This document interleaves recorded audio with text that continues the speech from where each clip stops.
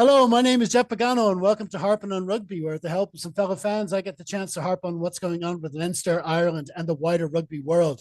First up, joining me this week is the owner-operator of the excellent Post to Post Sport blog, here for his 29th pod to go with a host of articles for our old Harpin site. Welcome back again to Mr. Kieran Duffy. I think it's a bit too late to say haven't seen you all year and have the same effect as it would if it was the first few days of January, but nice to be on in 2025. I'm nearly 10 years with Harping on Rugby this year. May this year will be 10 years. So where does it go? Congratulations, indeed, indeed. Well, sure, it's at the end of January already. I don't know what's going on. Yeah. Still getting over the new year and stuff. But anyway, also with us is another big Leinster fan who is back for his 16th Harpin cap. Hello to you, Mr. Jay Long. Hey guys, hey Jeff, thanks for having me. It's great to be back. Indeed, And great to belated have Happy you. New Year, as you said. Indeed. And now this brings us to our final thoughts, starting with Kieran. Yeah, look, overall, it reminded me of Leinster a few seasons ago in terms of, even though we played quite different rugby, but in terms of sensible first half where we managed to get a score early and at the key stage before half time, and then rack up the points in the second half. Still things to work on. To reiterate, I thought Ross Byrne had a great game under difficult circumstances. I think he gets unfair criticism from supporters, both Leinster supporters and from supporters of any province when he plays for Ireland. So it's good to see him put in a good. It was a good performance in the sense that he had his head screwed on and didn't try to do anything over the top. Dan Sheehan and James Lowe, great to have them back. I was a little bit worried going in how much would we get out of them. Slimani as well. I think he's going to be crucial. It's obviously an interesting few weeks because the focus will be on Ireland. There's two more games then during the Six Nations, which I think we probably have to take 5 points out of both of the games, so a total of 10 points. Then going to South Africa, it's an interesting one in the sense that the European Cup last 16 is the week following that tour, so we probably I doubt we'll send the strongest side possible, but I'd like to see for that first game. I think the first game is Bulls. I'd like to see Snyman, Barrett, and Slimani involved in that, just to try just consider, or maybe not Slimani, but Snyman and Barrett, because they haven't been involved in any internationals, just try giving them game time. I think they're going to be pivotal players over the next couple of weeks, as much as they might be for the whole season. I think we have to send as strong as possible, maybe leaving out the players who are going to be in the match day 23 against Harlequins. But I think we have to go strong there. But this is a good start to this tough run. I would call it a tough run.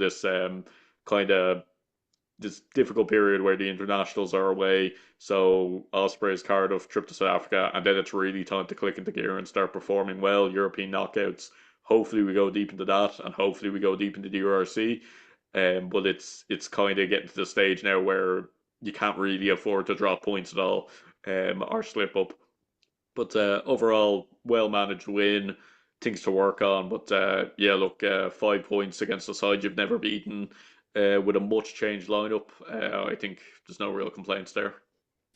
Absolutely. I mean, these are the very matches we have those NIQs for. So hopefully we can, they can stay fit and be available for all those matches. But I mean, like I say, we've been saying it all season. We're going to keep on saying it.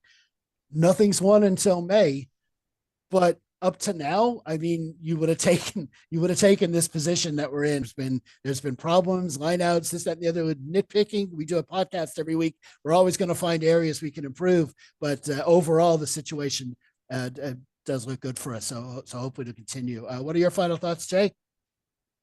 Yeah, much the same. Kind of to reiterate the young lads like the Deanies, the McErleans, great game from those guys.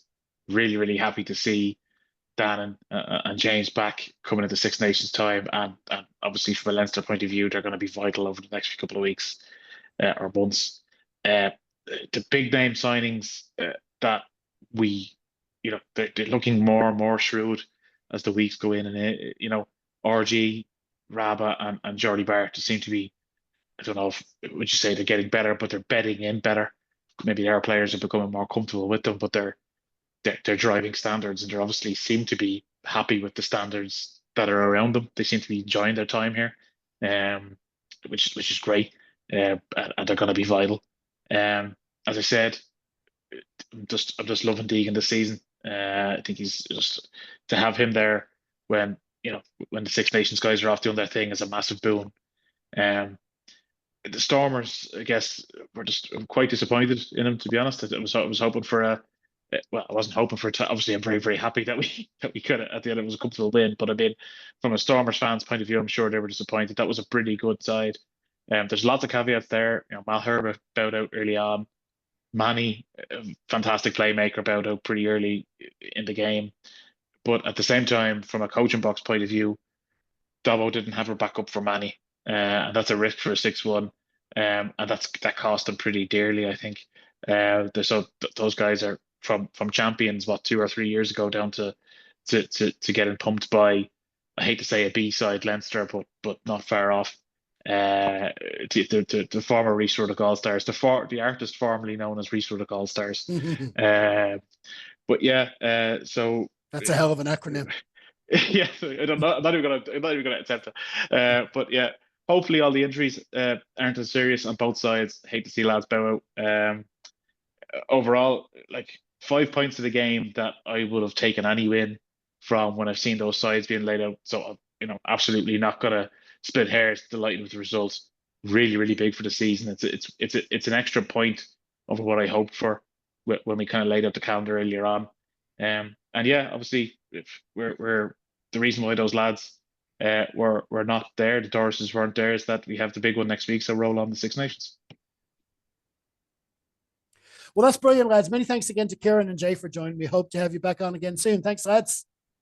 Cheers, Chef. Thanks, everyone. May I add a footnote to the podcast, if I can? Yeah, please do.